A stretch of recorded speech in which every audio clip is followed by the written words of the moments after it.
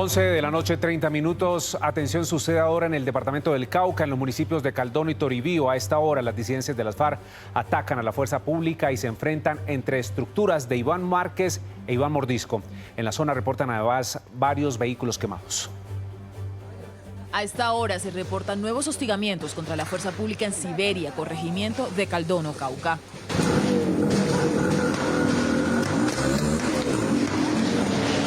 Según videos difundidos en redes sociales, la comunidad quedó atrapada en medio del ataque. Corrían para resguardarse en medio de los disparos.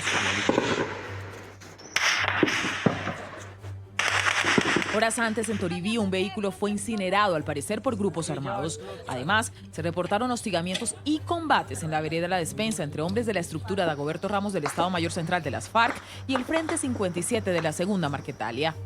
4 integrantes de esas estructuras murieron. Las autoridades se desplazan a la zona para verificar los hechos y controlar la crítica situación de orden público. 11 de la noche, 31 minutos y mucha atención que el cantante José Darío Orozco del grupo musical Cabra sufrió un grave accidente en la vía que comunica Aguachica con el municipio de Pelaya en Cesar. El artista perdió el control de la camioneta en la que viajaba con su hija de 10 años. Ambos reciben atención médica en un hospital de Aguachica.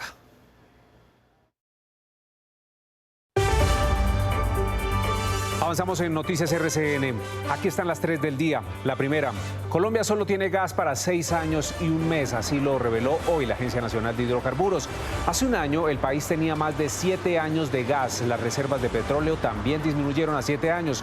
Los gremios dicen que el panorama es crítico y pidieron incentivar la exploración, mientras que el gobierno asegura que tomará medidas para aumentar las reservas. La segunda, a la cárcel fue enviado el policía señalado de disparar y causar la muerte cerebral a un hombre la noche de este jueves en Bogotá. Durante la audiencia, el juez argumentó que al funcionario se le impone medida de aseguramiento, pues en libertad podría afectar el proceso. Aunque el policía no aceptó cargos, la familia de la persona herida de gravedad pide que se haga justicia. Y la tercera, el DANE reveló que bajó el índice de inseguridad alimentaria. Sin embargo, aún 2.600.000 colombianos aguantan hambre. La Guajira sigue siendo el lugar en el país en donde la dificultad para consumir alimentos nutritivos y balanceados es más difícil. Conocimos una familia que refleja esa realidad.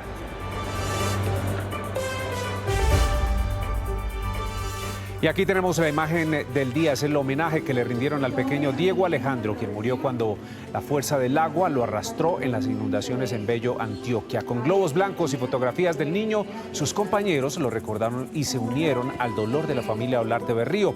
El menor de 12 años estaba con su papá cuando una creciente se lo llevó.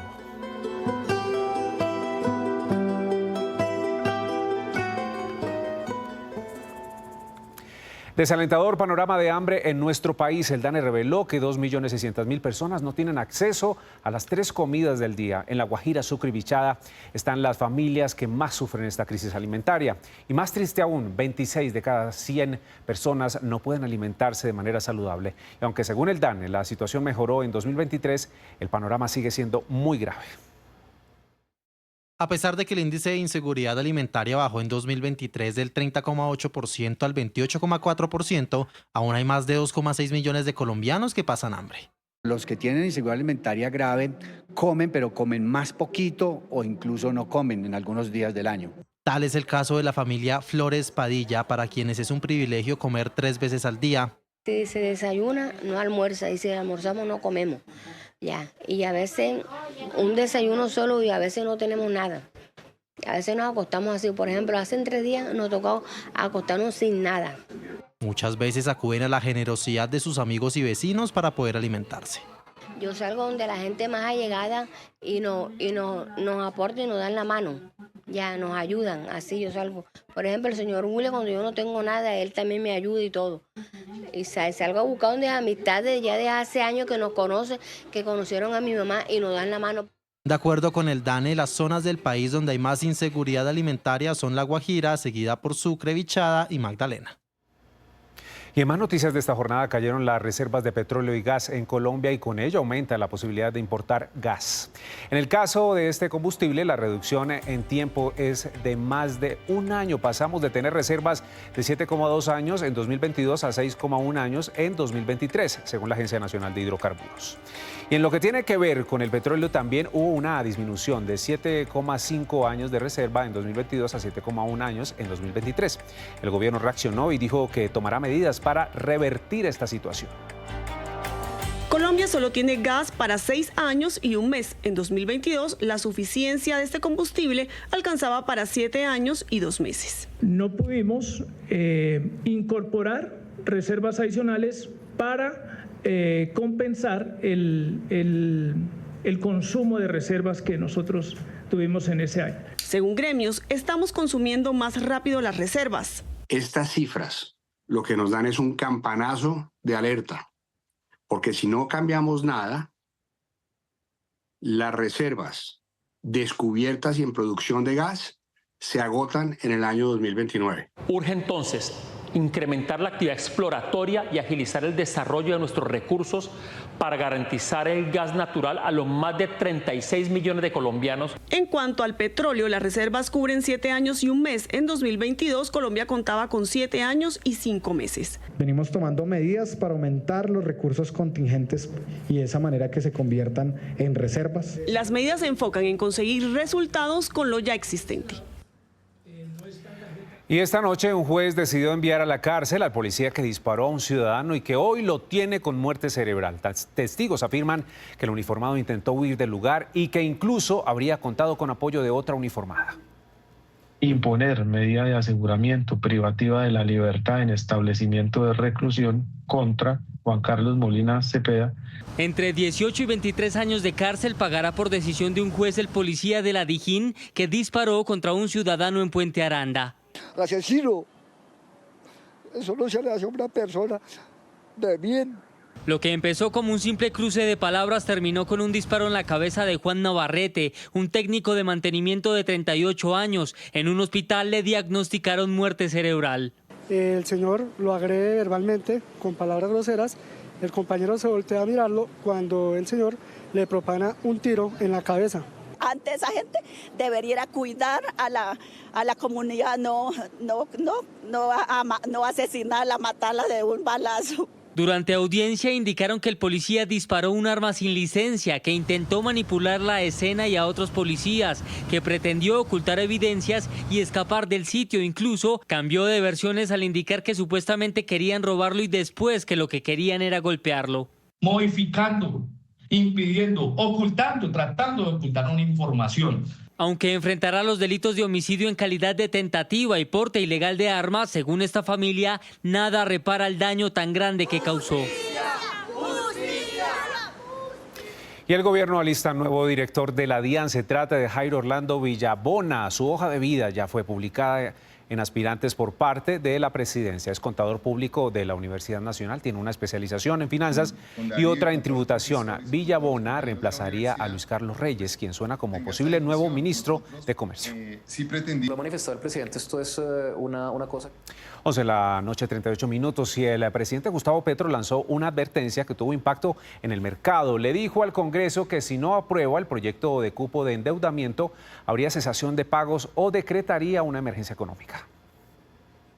Si las comisiones terceras no aprobaran el proyecto, simplemente o hay cesación de pagos o tengo que decretar la emergencia económica. El proyecto al que se refiere el presidente Gustavo Petro es el del cupo de endeudamiento, en el que se solicita al Congreso aumentarlo a 17.600 millones de dólares.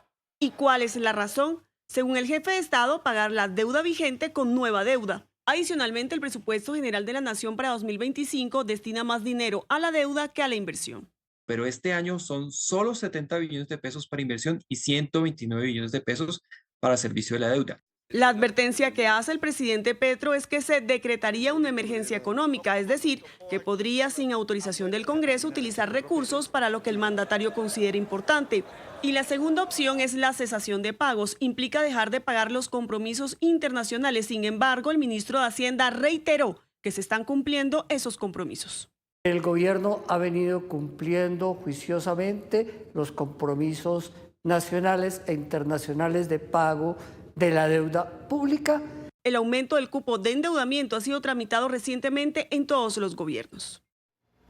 Y desde el Congreso cuestionaron las que consideran amenazas del presidente. Exigieron además respetar la independencia de poderes.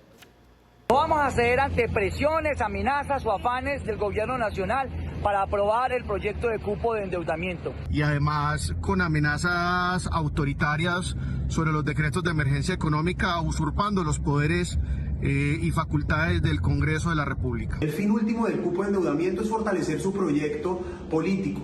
Y además la deuda será mucho más cara producto de la incertidumbre que ha generado este gobierno. Se trata de que el cupo de endeudamiento, debido a la inflación, debido a que todo aumenta de precio, usted tiene que aumentar el pago de la deuda. Hacemos un recorrido por nuestras regiones. Son graves las pérdidas de cientos de familias en Bello, en Antioquia. Algunos de los damnificados pasan la noche en casas vecinas mientras llega la ayuda de las autoridades. Sara Gudelo ha permanecido en la zona con las personas, con la gente afectada. Sara, adelante. Hola, buenas noches. Aquí seguimos acompañando a los habitantes del municipio de Bello desde los 7 puntos que resultaron más afectados. Estamos específicamente en Los Espejos. Ahí, como ustedes pueden ver, hace pocos minutos llegó el carro tanque con agua porque la gente no tiene agua desde anoche, porque la bocatoma del acueducto en la parte más alta está taponada precisamente por la tierra y por el lodo. Todavía las labores de remoción de la arena, del lodo y también la limpieza de las viviendas no ha surtido efecto. Es triste porque pues muchas personas trabajan por sus cosas y perderlas todas de un momento a otro es difícil. Esta es la vía de acceso justamente al barrio Los Espejos aquí en Bello y como ustedes ven es bastante estrecha y por eso las labores de remoción de toda la arena y de la tierra han sido bastante difíciles porque la vía de acceso es muy angosta, muy estrecha y pues la maquinaria no ha logrado subir hasta la parte más alta. Por supuesto, aquí seguiremos acompañando a los habitantes de Bello en sus 7 puntos más afectados. Información desde Bello, Sara Gudelo, Noticias RCN. Sara, seguiremos con los afectados, por supuesto. Y en Cali, un grupo de personas protestan por la desaparición de un soldado. Larry, cuéntenos esa situación, por favor. Hola, buenas noches. Pues mire, aquí a las afueras de las instalaciones de la Tercera Brigada del Ejército Nacional, familiares y amigos del soldado profesional Jaime Caicedo llegaron hasta aquí para exigirle a las autoridades respuestas y explicaciones de cómo avanzan las investigaciones de la búsqueda de este soldado profesional quien desapareció el pasado 15 de mayo y al parecer fue arrastrado por aguas del río San Juan en el departamento de Nariño. No tenemos una situación clara de los hechos. Hasta el momento no nos han dicho nada. Solamente nos dicen que no, que él estaban pasando un río, amarró una cuerda y que se lo llevó el río. Solamente eso. Por parte del Ejército Nacional expresaron que continúan las labores de búsqueda en aguas del río San Juan para dar con el paradero del soldado profesional Jaime Caicedo. Y ahora vamos hacia Santander, donde es preocupante la ola de homicidios registrados. Cristian Díaz, buenas noches.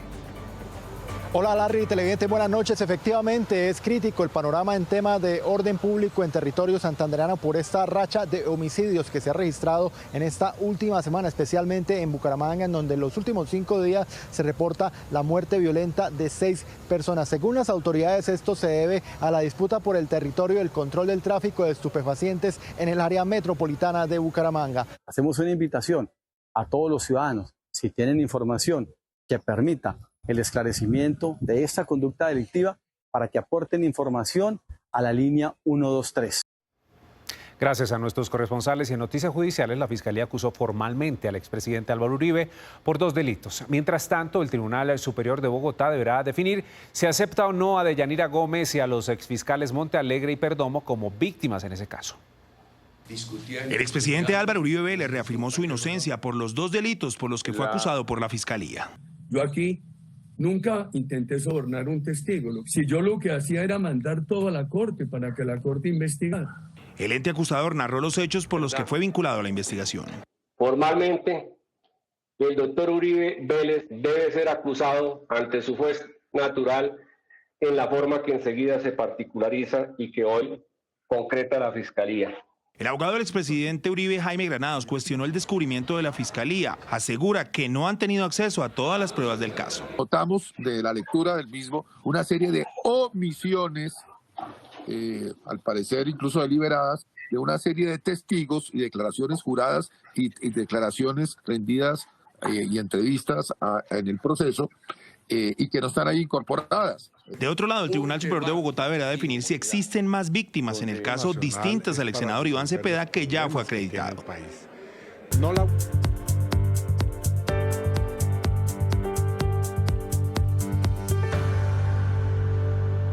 Y a esta hora una noticia internacional: más de 100 muertos deja un deslizamiento de tierra en el norte de Papúa Nueva Guinea. Medios locales aseguran que 300 personas y más de 1000 casas están bajo tierra. Los equipos de emergencia y residentes siguen trabajando en la zona. Estados Unidos lamentó la tragedia y aseguró que brindará ayuda humanitaria. Y feliz fin de semana. Hasta aquí Noticias RCN. Los invitamos a seguir con nuestra programación y por supuesto con nuestras emisiones de fin de semana. Feliz noche, que descansen.